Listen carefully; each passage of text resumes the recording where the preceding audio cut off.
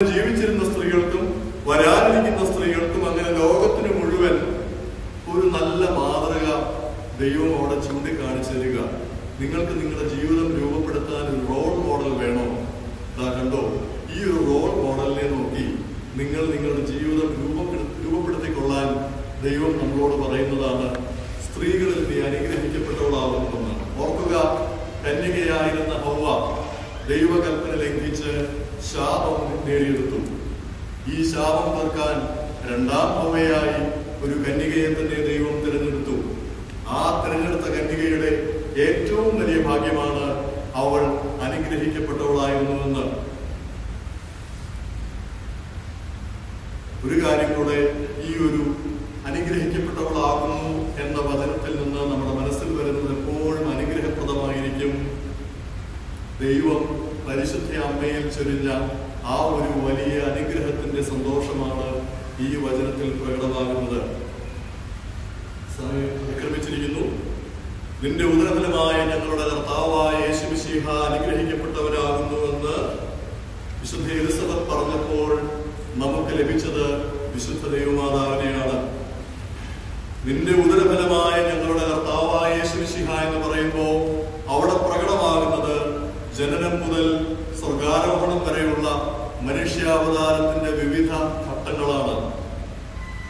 ഇതെല്ലാം ഓർക്കുക. നമ്മൾ ആദ്യത്തെ ക്ലാസ്സിൽ അതിനെക്കുറിച്ച് കുറച്ച് ഡീറ്റെയിൽഡ് ആയിട്ട് പഠിച്ചു. ഇതെല്ലാം നടന്നത് പരിശുദ്ധാത്മാവിന്റെ മുഖാന്തരത്തിലൂടെയാണ്. നമുക്ക് വളരെ വേഗം പോകാം.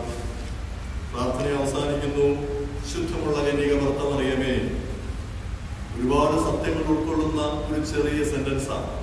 ഇതിൽ മാതാവിന്റെ പരിശുദ്ധി, മാതാവിന്റെ നിത്യകന്യകയായ മാതാവ്, പാപരഹിതയായ മാതാവ്, സ്നേഹത്തിന്റെ മൂർത്തിമദ്ഭാവമായ മാതാവ്, പരിശുദ്ധ എന്ന് നാം മാതാവിനെ വിളിക്കുമ്പോൾ, ശുദ്ധമുള്ള കന്യക ഭർത്തമറിയമേ എന്ന് നാം മാതാവിനോട് പ്രാർത്ഥിക്കുമ്പോൾ ഓർക്കുക, മാതാവ് ദൈവത്തെ ഉദരത്തിൽ ഉൾക്കൊണ്ടിട്ടും അവനെ പ്രസവിച്ചിട്ടും നിത്യകന്യകയായി തുടരുന്നു എന്നുള്ളത് നമ്മുടെ മനസ്സിൽ വരേണ്ട ഏറ്റവും വലിയ കാര്യമാണ്.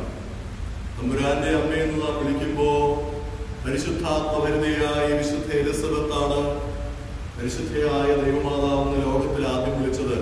തമ്പുരാന്റെ അമ്മയെന്ന് നാം വിളിക്കുമ്പോൾ നമ്മുടെ മനസ്സിലേക്ക് ഓടി വരേണ്ടത് അതാണ്. അതോടൊപ്പം ബാറാസിയുടെ 3-ാം അധ്യായം 5-ാം വാക്യത്തിൽ തന്റെ അമ്മയെ ബഹുമാനിക്കുന്നവൻ വലിയ നിക്ഷേപമാണ് കരുതുന്നത് എന്ന് നമുക്ക് വായിക്കുവാൻ സാധിക്കും. ഓർക്കുക, പരിശുദ്ധ ദൈവമാതാവിനെ അമ്മയായിട്ട് കണക്കാക്കുന്നവന് ഈ വചനപ്രകാരം ദൈവം വലിയ നിക്ഷേപം സ്വർഗത്തിൽ കരുതിയിരിക്കും. ഭാവികളായ ഞങ്ങൾക്ക് വേണ്ടി ഇപ്പോഴും എപ്പോഴും ഞങ്ങളുടെ മരണസമയത്തും തമ്പുരാനോട് അപേക്ഷിച്ചു കൊള്ളണമേ. ആമീൻ. ഇതിൽ ഒരു 3 ഡയമെൻഷൻ അപ്രോച്ച് ഉണ്ട്. 3 ഡയമെൻഷൻ എന്ന് പറയാൻ കാരണം 3 കാലങ്ങളിലേ നമുക്ക് ജീവിക്കാൻ സാധിക്കുകയുള്ളൂ. നമ്മുടെ ഭൂതം, വർത്തമാനം, ഭാവി. പലർക്കും പഴയ കാലം ഒരു ഭൂതമായതുകൊണ്ടാവാം കാരണവന്മാർ അതിനെ ഭൂതകാലം എന്ന് വിളിച്ചത്. ഭൂതകാലത്തിലേ നമുക്ക് പാപങ്ങളെ കുറിച്ച് ഓർക്കാൻ പറ്റുള്ളൂ. നാം പാപി എന്ന് നമ്മളെ വിശേഷിപ്പിക്കുന്നുണ്ടെങ്കിൽ അത് ഈ നിമിഷം വരെ നമ്മൾ ചെയ്ത കാര്യങ്ങളെ കൊണ്ടായിരിക്കാം. അങ്ങനെയാണെങ്കിൽ നാം പാപങ്ങളെല്ലാം ചെയ്തു കൂട്ടിയത് ഭൂതകാലത്തിലാണ്, ചെയ്തു കൂട്ടുന്നത് വർത്തമാനകാലത്തിലാണെങ്കിലും. അപ്പോ പാപികളായ ഞങ്ങൾക്ക് വേണ്ടി ഇപ്പോഴും എപ്പോഴും ഞങ്ങളുടെ മരണസമയത്തും എന്ന് പറയുമ്പോൾ നമ്മുടെ ജീവിതത്തിന്റെ 3 കാലങ്ങളിലൂടെ നമ്മൾ വളരെ ഫാസ്റ്റായിട്ട് മൂവ് ചെയ്യുക. Past, present and future. പാപികളായ ഞങ്ങൾക്ക് വേണ്ടി എന്ന് പറയുമ്പോൾ നമ്മുടെ ഇന്നുവരെയുള്ള ജീവിതം നമ്മളൊരു ഒറ്റ നോട്ടത്തിന് കാണുക. ഇപ്പോഴും എല്ലാവർക്കും അറിയാം വർത്തമാനകാലം. എപ്പോഴും ഞങ്ങളുടെ മരണസമയത്തും. യഥാർത്ഥത്തിൽ ഫ്യൂച്ചർ എന്ന് പറയുന്നതിനെ സർട്ടൻ ആയിട്ടൊരു കാര്യമുള്ളൂ, അത് നമ്മുടെ മരണമാണ്. അങ്ങനെയാണെങ്കിൽ പാപികളായ ഞങ്ങൾക്ക് വേണ്ടി ഇപ്പോഴും എപ്പോഴും ഞങ്ങളുടെ മരണസമയത്ത് നിന്ന് നമ്മൾ ചൊല്ലുമ്പോൾ ഓർക്കുക, നമ്മുടെ ജീവിതം മുഴുവൻ നമ്മൾ ഒറ്റയടിക്ക് അവിടെ കവർ ചെയ്യുന്നുണ്ട്. എന്നാൽ ഏറ്റവും പ്രധാനപ്പെട്ടത് ഞങ്ങളുടെ മരണസമയത്തും എന്നുള്ള കാര്യമാണ്. ഓർക്കുക, ഒരുപാട് കാര്യങ്ങൾ തീരുമാനിക്കപ്പെടുന്ന ഒരു സമയമാണ് ഞങ്ങളുടെ മരണസമയത്തും എന്ന ആ പ്രാർത്ഥനയിലൂടെ നമ്മൾ ഉദ്ദേശിക്കുന്നത്. നരകത്തിലേക്ക് പോകണോ സ്വർഗത്തിലേക്ക് പോകണോ എന്ന് യഥാർത്ഥത്തിൽ തീരുമാനിക്കപ്പെടുന്നത് മരണസമയത്താണ്.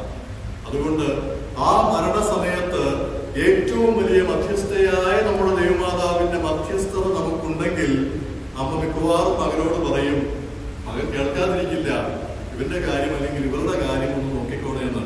അതുകൊണ്ട് പാപികളായ ഞങ്ങൾക്ക് വേണ്ടി എന്ന് നമ്മൾ പറയുമ്പോൾ തീർച്ചയായിട്ടും നമ്മുടെ മനസ്സിൽ നമ്മുടെ പാപാവസ്ഥയെ കുറിച്ചുള്ളൊരു ചിന്ത വരണം. അല്ലെങ്കിൽ നമ്മളത് ചൊല്ലേണ്ട കാര്യമില്ലല്ലോ. സോ പാപികളായ ഞങ്ങൾക്ക് വേണ്ടി എന്ന് പറയുമ്പോൾ നമ്മുടെ പാപാവസ്ഥയെ കുറിച്ച് നമ്മുടെ മനസ്സിലേക്ക് വരട്ടെ. നമുക്കൊന്ന് മാനസാന്തരപ്പെടാം, നമുക്ക് നമ്മുടെ ജീവിതത്തെ ഒന്ന് വിശുദ്ധീകരിക്കാം. അങ്ങനെ ഒരു തീരുമാനം ഈ പ്രാർത്ഥന ചൊല്ലുമ്പോൾ എടുക്കുന്നതിൽ യാതൊരു തെറ്റുമില്ല.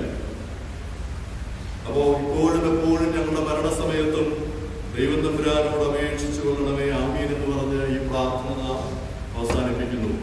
വളരെ ചെറിയ ഈ പ്രാർത്ഥനയിൽ ഇത്രയും രഹസ്യങ്ങൾ അടങ്ങിയിട്ടുണ്ടെന്ന് ദൈവത്തിന് മാത്രമേ വെളിപ്പെടുത്തി തരാൻ സാധിക്കുകയുള്ളൂ. ആദ്യം പറഞ്ഞതുപോലെ കേവല മനുഷ്യരായ നമ്മൾക്ക് തികച്ചും അതീതമാണ് ഈ പ്രാർത്ഥനയിലെ ആഴക്കേറിയ അർത്ഥങ്ങൾ. ഒരുപാട് മുത്തുകൾ ഇനിയും കിടപ്പുണ്ടാവും ആഴക്കടലിൽ. വലയെറിയുന്നവനെ കിട്ടുള്ളൂ. നന്നായിട്ട് മീൻ പിടിക്കാൻ അറിഞ്ഞാലേ ആ മുത്തുകൾ വാരിയെടുക്കാൻ നമ്മളെ കൊണ്ട് സാധിക്കുകയുള്ളൂ. അതിനുള്ള അനുഗ്രഹം എല്ലാവർക്കും ഉണ്ടാകട്ടെ എന്ന് പ്രാർത്ഥനാനിരതമായി ആശംസിച്ചുകൊണ്ട് വാക്കുകൾ അവസാനിപ്പിക്കുന്നു. ദൈവം അനുഗ്രഹിച്ച അടുത്ത വ്യാഴാഴ്ച